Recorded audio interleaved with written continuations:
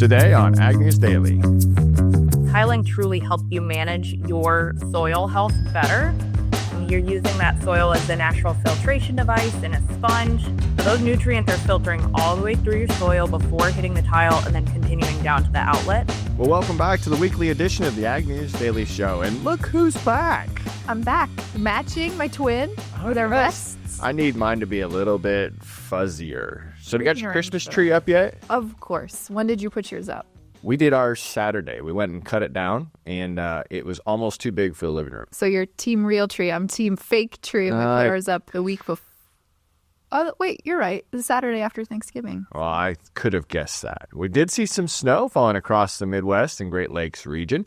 We had plenty of breezy conditions from an approaching cold front, strong winds that had gusts of up to 50 miles per hour. A surge of Arctic air will continue to push temperatures well below average. The first impact is the Midwest, and yesterday we saw that exactly happen here, but it will spread to the Gulf Coast and East Coast today.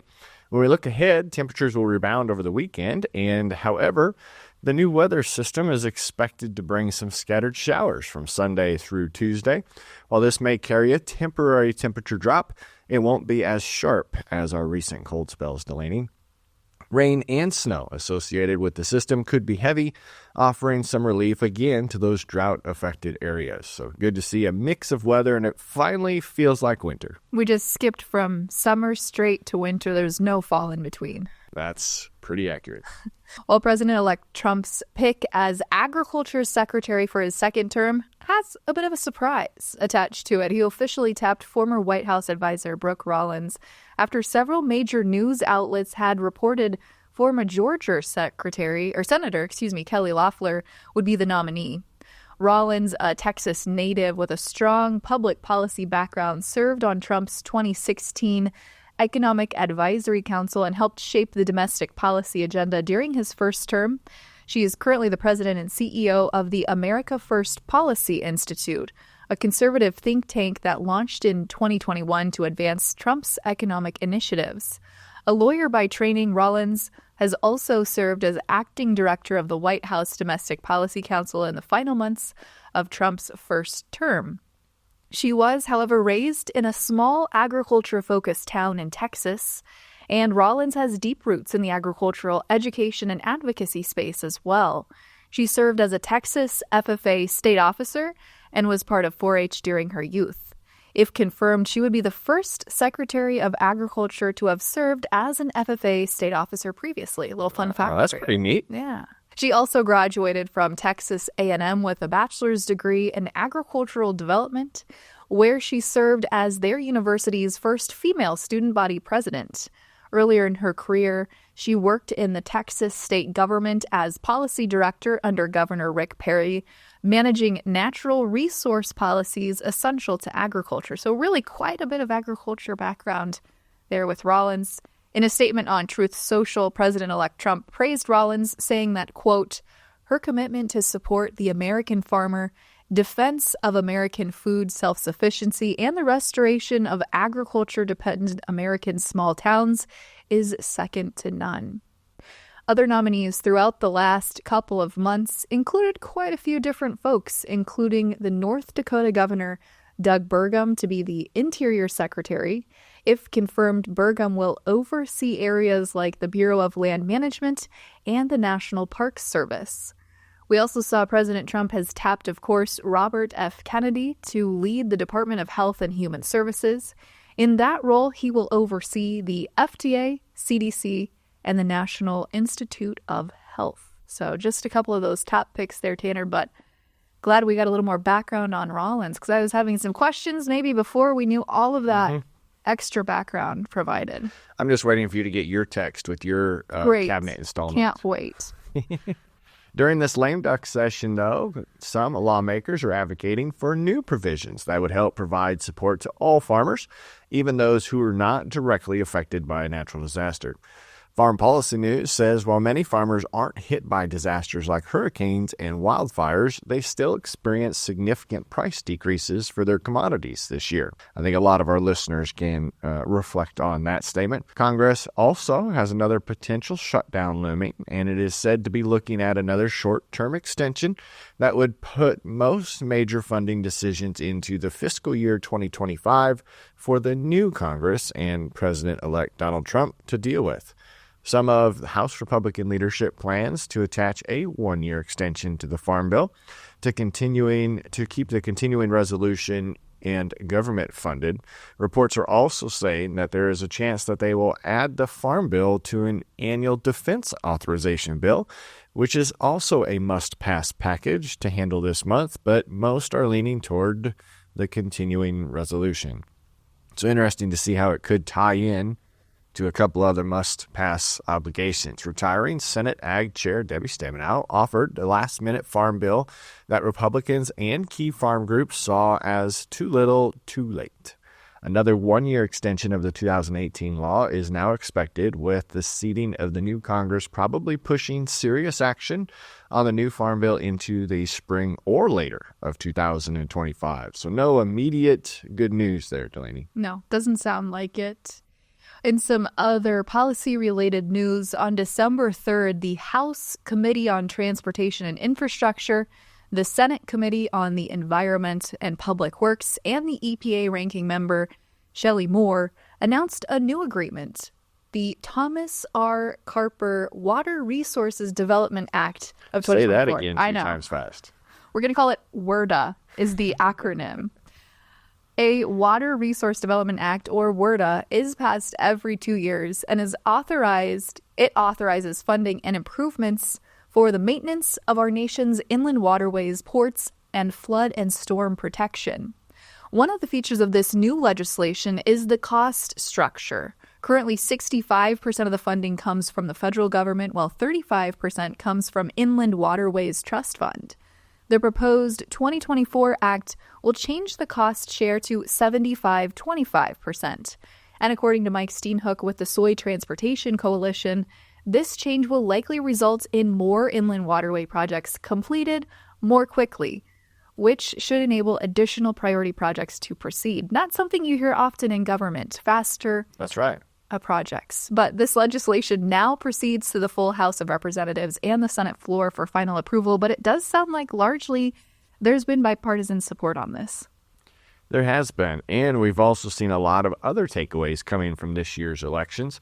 As we wait for an impact of what this new administration will have come January, we recently heard a panel discussion from folks on what the post-election is and what it means for agriculture going forward. Delaney, you were a part of that at the NAFB convention.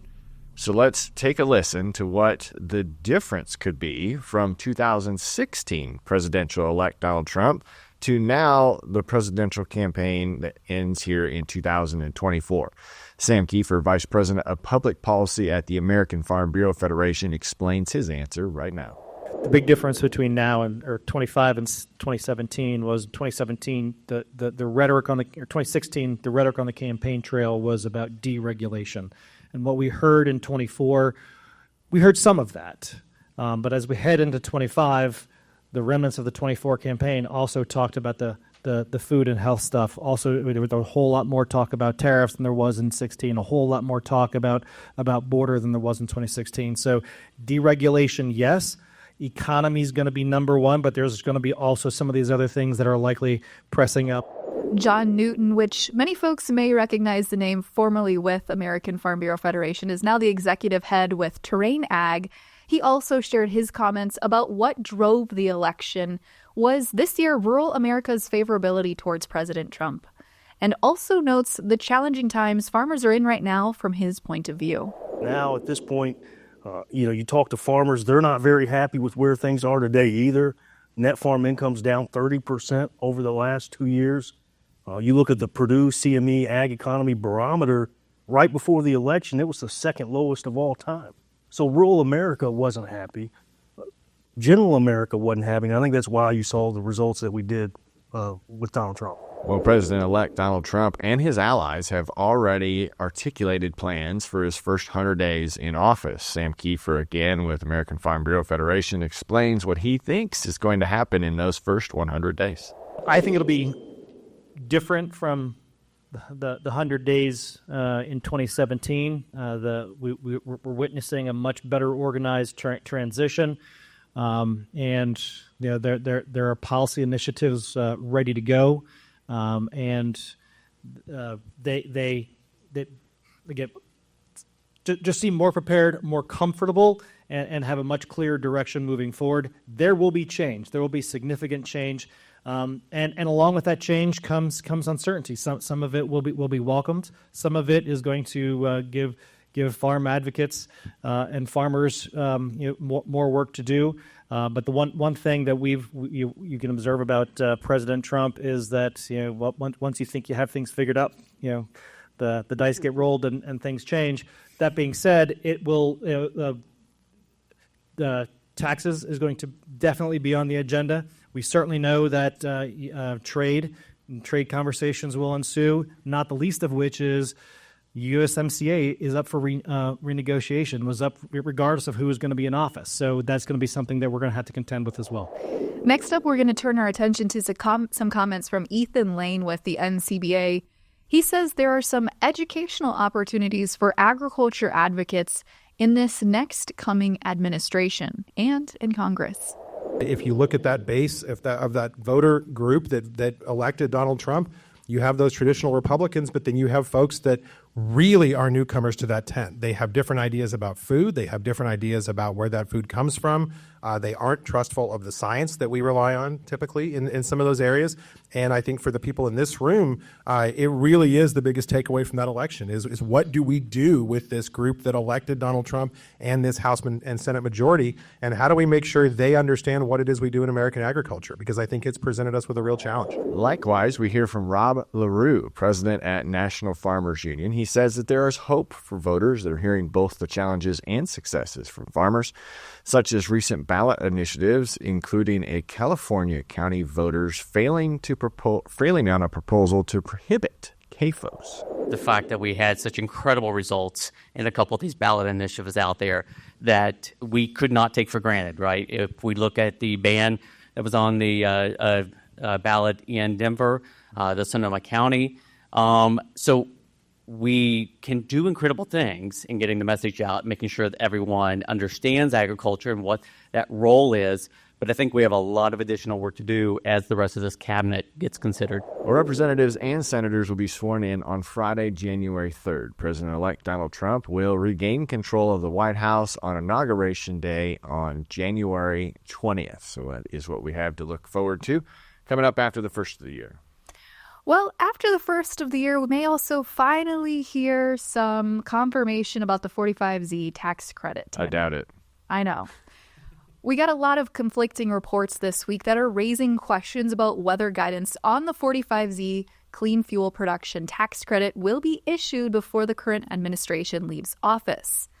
The uncertainty casts doubt on a critical component of President Biden's climate agenda, according to three sources cited this week by Reuters. The 45Z tax credit, which is of course set to take effect on January 1st of 2025, aims to boost clean fuel production, including sustainable aviation fuel and carbon sequestration by farms and ethanol plants. However, without detailed guidance from the Treasury Department, the program may effectively remain dormant or be disbanded altogether. Although a U.S. Treasury official, Michael Martinez, told Brownfield Ag News this week that the Treasury Department still anticipates issuing guidance before the end of the Biden administration that will enable eligible producers to claim the 45Z tax credit. That, of course, is differing from what Reuters has reported. The tax credit was initially designed to support the production of about 3 billion gallons of SAF by 2030, part of broader efforts to address aviation's 2.5% contribution to global greenhouse gas emissions. While the Treasury Department has committed to providing guidance by January 20th, biofuel companies remain eager for a finalized program to ensure that the credits' rollouts stay on track. So stay tuned for updates on this evolving issue as the clock ticks down here on Ag News Daily. That's right. We do have some avian updates as far as that comes out of the California Department of Public Health. Issued the warning on November 27th about a second batch of raw milk that is now on store shelves testing positive for the avian flu virus. The milk originates from Fresno County Farm, where officials are awaiting results from their latest bulk milk tank testing. No human illnesses have been linked to the consuming of this raw milk at this time. However, in related developments, the CDPH reported 2 additional infections of dairy workers, bringing the state's total human cases of avian flu this year to 31. Most of these cases, including the 2 latest ones, are connected to exposure to sick cows. The U.S. Centers for Disease Control and Prevention, or CDC, confirmed that these cases increasing the national total to 55 for this year. Also, federal officials confirmed that more H5N1 avian flu outbreaks on California's dairy farms, as well as poultry facilities in 3 states as of recent. Delaney. Well, in some other news here, Minnesota-based Cargill, the world's largest agricultural commodity trader, has permanently announced that it will be terminating 500 employees in its home state.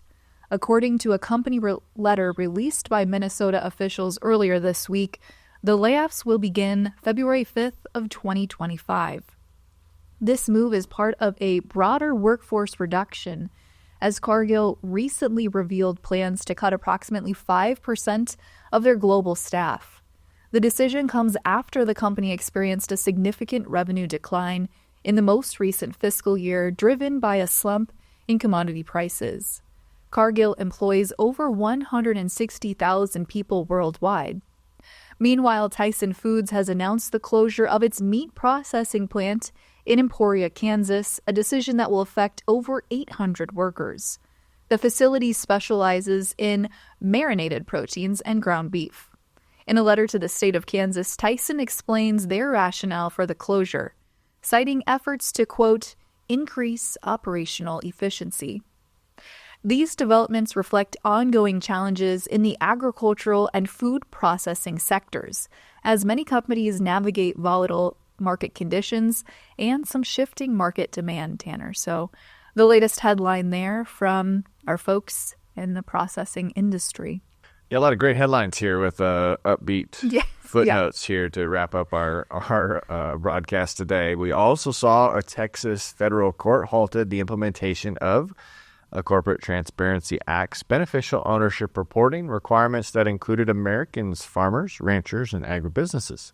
The court held the CTA as likely unconstitutional, so it has issued a preliminary injunction barring the government from enforcing the act and its reporting requirements against anyone. Before the ruling, small businesses that met certain criteria would have had to file reports with the Treasury Department by January 1st, 2025, or risk fines and criminal penalties.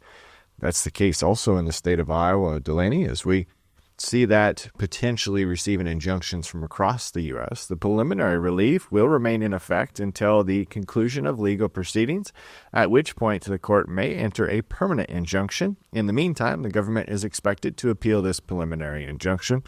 The U.S. Chamber of Commerce says unless and until an appellate court overrules or narrows the injunction, no businesses are obligated to comply with the reporting requirements of the Congress that the Congress enacted the CTA on January 1st in 2021. So we'll see and keep you updated more on that. Was that the BOI filing? That's what I was just... Yeah, BOI or BFA. It's too many acronyms. Yeah. Well, glad I've already done mine. Should have waited. You're a rule follower, aren't you? Yeah, I am. Well, in this week's interview, we hear an update from Advanced Drainage System about some tiling trends in 2024 and what's ahead in 2025. Let's get into that interview now. Calving season is a favorite time of year, but along with that special time are dangers, extra stress, and increased labor. Safety Zone calf catchers are all about safety and making processing new calves easier. Designed for ATVs or UTVs, one person can do the job and never be threatened by the protective mother cow. Make this and every calving season safer and easier with a Safety Zone calf catcher. Watch videos and customer testimonials or order yours today at safetyzonecalfcatchers.com or call 877-505-0914. Affordable and made made in the USA. Make your upcoming and all future calving seasons safer, easier, and stress-free. Durable and designed to work anywhere you can drive your ATV or UTV. Order online at safetyzonecalfcatchers.com or call 877-505-0914 today. Well, Tanner, I'm excited for today's interview. This is a conversation that we probably don't give enough attention to on the Ag News Daily podcast, but is certainly one that drives profitability, drives a lot of grower decisions, and is one that's just very unique in its space. We're chatting today with Logan Chamberlain, the Ag Market Manager for Advanced Drainage Systems, to talk all things drainage, tiling, and water management. Logan, excited to have you on the podcast. Welcome. Thank you. Thank you both for having me. So, Logan, before we get into the overview of who ADS is, let's get into the overview and background of who Logan Chamberlain is. Give us a little bit of your career journey and how you found yourself at ADS. Absolutely. So first and foremost, I am a farmer. So third generation farmer out of Northwest Ohio. So the ag economy is very near and dear to my heart. I actually found my way to ADS kind of way off the beaten path. So I had a background in history and marketing and banking. And, really my passion lies within agriculture and wanted to be able to come to a space where I could make a difference and be involved in working with, the agriculture industry all day, every day. I'm going to spend my time off farm doing something. I want to be with my farmers. And really, it just kind of ended up in the perfect hand here at ADS. I kind of stumbled into the role, but I grew up very much being told that it always paid to tile. I think I had that beat into my head from day one by my father. And funny enough, I end up here at ADS and, it's exactly like you said, it always paid to tile. I didn't know why. Right. And then the more and more time that I spend with ADS, I always say that it's a great job. I love marketing. I love what I'm doing for ADS. It sells itself, right? As soon as you see tile and water management work, you're going to want to keep doing it. It's addictive. And so a perfect space and a chance for me to land here. So kind of a crazy journey, but I've been here about 2.5 years now. Well, it's great. And we've said ADS a lot of times already, but that's for Advanced Drainage Systems. So tell us more about the company itself. Yes, absolutely. So Advanced Drainage Systems was founded back in 1966. So truly started as an agricultural-based company, innovative champions of the corrugated plastic pipes is kind of our claim to fame. So moving out those clay tiles that we see gracing our fields, and a lot of them are still working, but really hard to install, and finding some of the efficiencies and ways that we could better scale and kind of impact our farm ground. So that's how ADS started. Today, now we are one of the largest recyclers of plastic in North America. And we also are across different markets. So from our commercial and residential markets, and then of course, where we were kind of founded and grown, our agricultural base as well. Delaney, have you ever seen clay tile get installed before? I was just trying to think if I've ever seen it. Yeah. I want to say no. I don't think I have. I've only seen it on YouTube, and it is fascinating how inefficient that process was. Yeah. It tells you how important drainage was if they took that much time back in the day to install all that clay tile that we run into right now. That's right. All of it by hand and heavy. I was just thinking too, Logan, you need in Advanced Drainage Systems headquarters city, you need, how some cities have like home of the world's largest frying pan. I think they need home of the first corrugated tile system in your hometown. Maybe, right? That's a good marketing idea. I like that. I'll see what we can do with the city of Hilliard. Well, Logan, as we think about kind of 2024, wrapping up the year here, growers had some tighter margins this year, and we're likely facing that again in 2025. How do these different economic periods impact farmers' decision when it comes to drainage and tiling? Mm-hmm.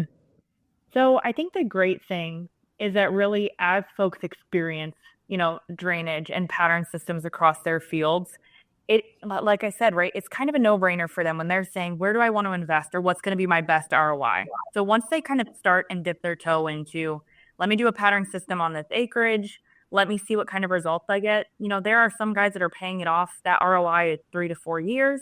Other kind of 6 to 7, right? It depends on your model, what you're raising, and kind of, your area of the country.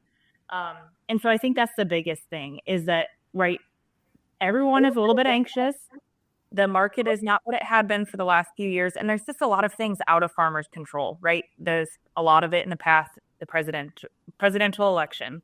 What's going to happen? What's going to happen now? Is there going to be further tariffs? Are there going to be further issues or sanctions? Or how much lower can commodity prices go? And so I think what I really love is that control what we can control, right? We cannot control Mother Nature.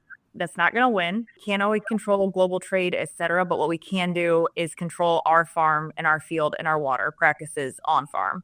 And so a lot of times it's a no-brainer that, hey, if I can get 30% better yields from installing a drainage system, if I can grow a healthier crop, if I can have better root structure in those time periods of drought or perhaps excess water, we kind of experienced both ends of the spectrum this spring and harvest growing season.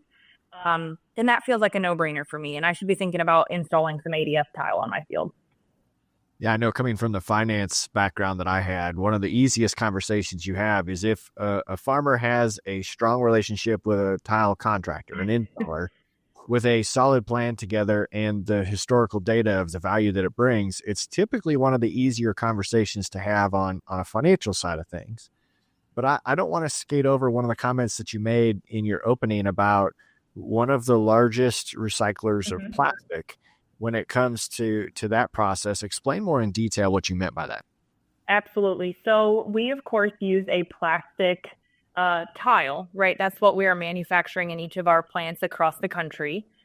We have 13 different ag plants that we say they're ag focused across the whole network. And really what I'm saying and referring to for recycling is that we are able to take those post-consumer goods. They go through a variety of our 3 advanced drainage systems recycling center. So they're cleaning, sorting, purifying, and reducing that down to a standard pellet. And then those go back out to all of our plants. And so, it's this beautiful thing of material science and understanding all of those properties that we can blend our recycled material in with virgin resin material to create a consistent plastic pipe every single time that not only meets but exceeds all of our performance standard expectations. So we're able to do good, keep that plastic out of our landfill. And also, then that had the positive benefit to our farmers that we're serving with that same corrugated plastic pipe. Well, Delaney, it'd be hard to say no if we understand the ROI from installing tile and you can tell the banker that it's green too. We got 2 wins going for us. Yeah, there you go. Well, Logan, let's talk a little bit more about some of the other innovative technology that you have at ADS. We talked corrugated tile already, some of the recycling materials that you guys were focused on. Talk to us a little bit more about some of the automation that you're focused on as well. Yeah, absolutely. So in addition to lift stations, which are, very popular currently, they are helping a lot of farmers or landowners that have not previously been able to tile because they didn't have the proper outlet, or maybe just, quite frankly, topography and the gravity of their fields were not on their side. That's kind of opened the market for a lot of people being able to manage their water on farm. In addition to that, we've made some really big strides as a company of how we are handling material and being able to be safer and more efficient for our contractors. So some of this has been through a really exciting innovation in the past years that we have an auto maxi coiler in one of our plants up in Fairmont that we are kind of seeing hit the network currently. But it's just every single time that pipe, how it's bundled, packaged, etc., is consistent. 16 bands. It will look the exact same every time. So that's really exciting for us. And we're also able to be more efficient, right? So in the past, there's been some concerns about labor in the marketplace, and this allows us to continue producing the right quality material that's expected of us, even if we're having some challenges with staffing. So that's one big one. Sorry about that, Tanner. No, you're good. So because of that, I assume the advancements and the extra resources that you and ADS are putting into the products and the delivery systems, you have a way to adopt and make those relationships with installation contractors that are sufficient. And I know that I'm going to be taken care of if I sign up, right? Yes. Yep, absolutely. So our contractors are absolutely incredible. And a lot of times it's their personal name, it's their personal business. And so their reputation depends on ours. And that's not anything that we take lightly. So love being able to support our contractors and have not only our name as the manufacturer, but their name as the installer, be held to the quality standards that they expect. Logan, as we think about 2025, you already mentioned the presidential election. We've got maybe some shift in administration policies when it comes to things like clean waters and WOTUS.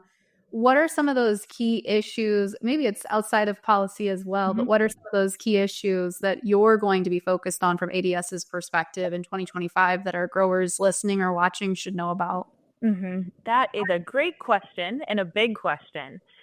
So I will do my very best to answer it. But we know a lot of times farmers and perhaps our conservation or water quality efforts are targeted. And so I think something that is very important for ADS as well as the rest of the manufacturing, and tiling industry is that tiling is truly doing our part, right? We are better managing water. There's some misconceptions out there that we are just flooding downstream without any effect. And what I always really love to push into is that, tiling truly helps you manage your soil health better. You're using that soil as the natural filtration device and a sponge. So those nutrients are filtering all the way through your soil before hitting the tile and then continuing down to the outlet. And so I think that's kind of the biggest thing, right? We hear a lot of pressure about water quality. And I think it's just kind of stating the facts and making sure that folks know that we are doing absolutely our part and that drainage is really helping enable soil profile to manage that water accordingly. So is this something that is geographically limited, or are our listeners from across the U.S. able to utilize these products? What does that look like for me in all parts of the U.S.? That is a great question, Tanner. So yes, there are some kind of differences and nuances and regulations regarding drainage practices across the state. And I'll even say sometimes down to counties, right, was where we're looking at wetland designations, et cetera. So I think the best thing is if there are questions, your USDA or local soil and water conservation district is going to be your best bet for, hey, I want to do a project. What's my next step look like? But in large part, right, really across that ag zone across the country, we are seeing progress being made of acceptance of proper drainage water management systems and adoption on it, right? They are seeing the true benefits of it to our farmers. Well, Logan, before we let you go, if any of our listeners want to learn more about ADS, maybe they're interested in getting some tile for 2025, where should they go for more information? So they should check us out online at adspipe.com/agriculture. So that will have a great collection of details, the top 10 reasons to tile, kind of more the inner workings of truly how drainage will work. And then most importantly, if they want to get in touch with one of our incredible sales reps across our country, there is a find a rep feature that they can find who their specific rep would be. And I have to give a shout out, our reps across the country are lights out. So they will be best suited to kind of answer any questions, how to get started, and why they truly should consider drainage in their certain area.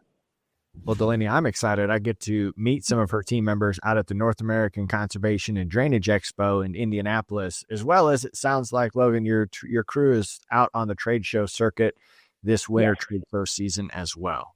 Yes. Yep. We will be kind of across the country at local, regional, national shows. And of course, we love to talk about water management. So if you see us, come up and talk to us. We'd love to share what we know and learn more and make sure that it's the right fit for your farm.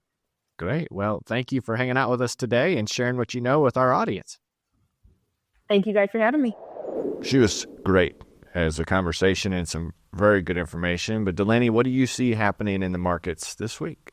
Well, Tanner, we of course had a holiday shortened week last week with Thanksgiving and light trade activity on Friday when the markets were open. But we've got a few major competing news stories that appear to be weighing on the markets this week. Next week, we will have the December WASDE report on Tuesday, and a lot of analysts are suggesting it's a 50-50 shot on major market moves versus not. Trade tensions between the U.S. and China continue to heat up this week, as China announced this week a formal ban on the export of multiple precious metals to the United States in response to the tariffs the U.S. placed this week on China's semiconductor industry. The new measures announced by the U.S. target a list of 140 entities and aim to place controls on China's ability to access chip-making equipment, software, and high-bandwidth memory chips. Of course, the other big unknown is once President-elect Donald Trump steps into office, what's going to happen there? But this week he laid out his vision for blanket tariffs on Canada, Mexico, and China, just prior to the Thanksgiving holiday. He also announced on his social media platform, Truth Social, that one of his first executive orders will be to impose an immediate 25% tariff on all Canadian and Mexican products entering the U.S., and additional 10% tariffs on Chinese products. His rationale is that such harsh economic sanctions will force the U.S.'s two neighboring countries to curb the flow of illegal drugs and migrants across America's northern and southern borders. Turning our attention to another market factor was South America. This week, StoneX Brazil shared their latest soybean crop estimate. Maintaining the crop would be 166.2 million metric tons. This would mark a new all-time record if realized, but remains on the low end of estimates. Nearly 3 million metric tons below USDA's most recent estimate and well below most private estimates.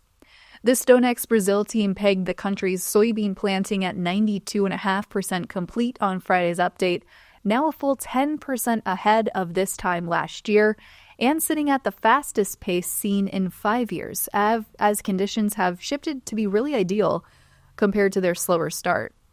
Neighboring country Argentina's soybean crop also going in the ground ahead of schedule and getting off to a solid start, as we're looking here to really see the global supply on soybean tightening up. And as we kind of look at our final factor here, strength in the U.S. dollar, of course, is weighing heavily on exports, although we did have a really strong week this week for soybean exports, so whether that trend continues is yet to be seen, but a lot of different competing factors. I think markets are really kind of waiting to see in anticipation what we do. Do we see President Trump put tariffs in effect immediately after stepping into office? We'll know in about a month's time. That's right. You're absolutely right. Get a little drink of coffee there before we wrap up. That is an obnoxious slurp. I just want to draw attention to this beautiful coffee mug. As a reminder, the Iowa State Cyclones will be playing in the Big 12 championship game tomorrow at 11 o'clock Central Time. So make sure you check that out. And Iowa State men's basketball just beat Marquette. So great time to be a Cyclone fan. Go Clones. Go Clones. Well, good luck for anyone else's football teams playing. If you're not an Iowa State fan, we won't hold it against you. Are you sure? Yes. Okay. Yes. But you can check out our social media accounts. Follow along with us. Maybe follow along with Tanner. He might be live tweeting the game. I don't know, but I'll be coaching 5th grade basketball during the game. It'll be one of those where I may be a distracted coach. Listeners, we appreciate you hanging out with us. And what do you say, Delaney? Is it time to let him go? Let's let him go.